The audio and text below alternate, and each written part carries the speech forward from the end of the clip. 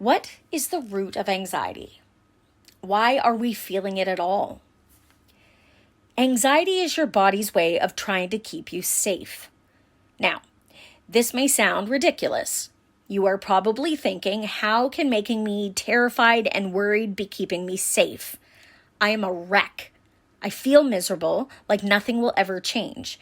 Feeling like this does not feel safe. It feels scary. We get it.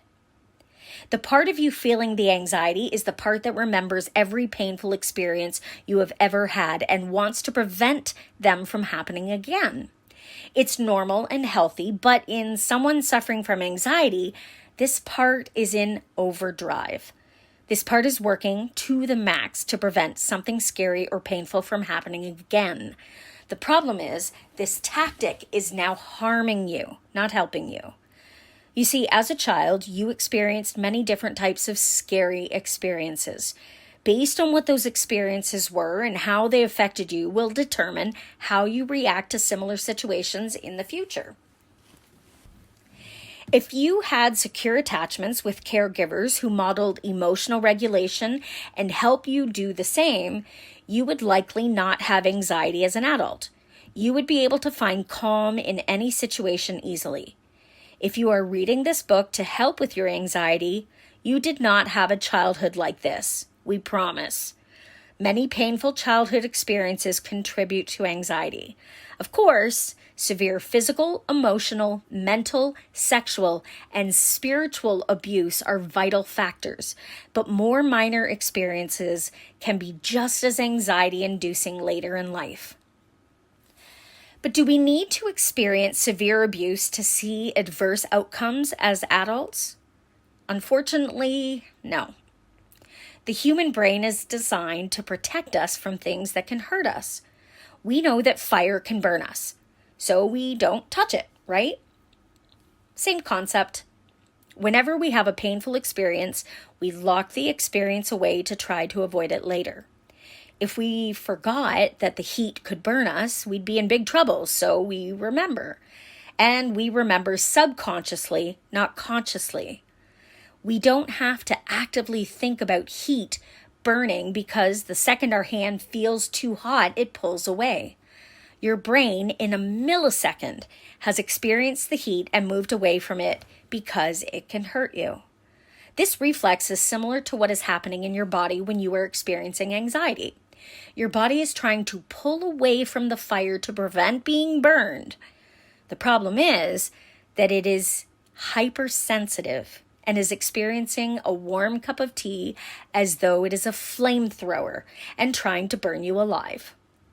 Not an appropriate response to an innocent cup of tea. If you did not experience severe abuse, then you are likely thinking, I had good parents. They never hit me or abused me. Something must be wrong with me. I shouldn't be like this. Thoughts like this are common and sadly contribute to the anxiety you are already experiencing.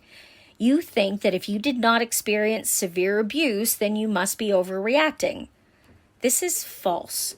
You need to understand the truth of the experience.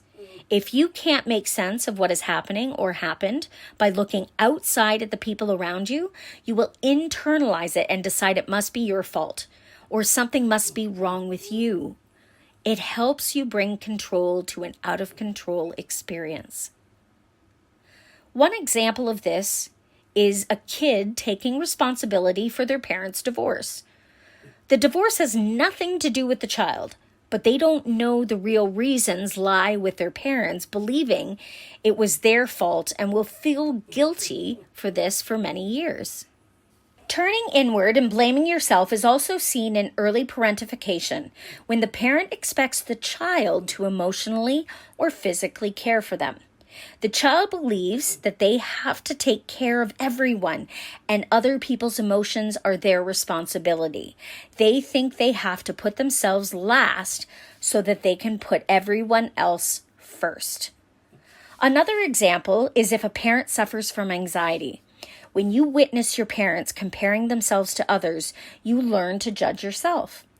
If you have a parent who is in a constant state of worry and fear, then you may grow to believe that you are the cause or that your emotions hurt others, or you simply may think that the world is not safe. These experiences also leave the children feeling broken, alone, too much, not enough, unlovable, not worthy, incapable, like damaged goods, or even hopeless. In a nutshell, they live in a state of anxiety because they and the world they live in do not feel safe, ultimately leaving the adult. They become predisposed to stress and anxiety.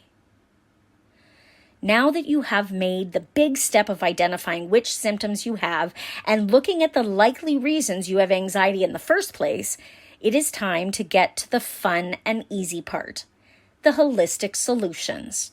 Before we dive in, we need to let you know something essential. The techniques we describe in this book will help you get out of a panic attack, anxiety brain loops, and help you feel better if you catch yourself experiencing any other symptoms of anxiety. However, we need to be clear that if you want to resolve the underlying root causes of your anxiety and reduce the frequency of your symptoms, further healing is required. Thank you for listening. I hope you enjoyed and got healing from this experience. Please go ahead and hit those 3 buttons, like, subscribe, and sign up for notifications so you're always getting the newest meditations and healing goodness that I offer.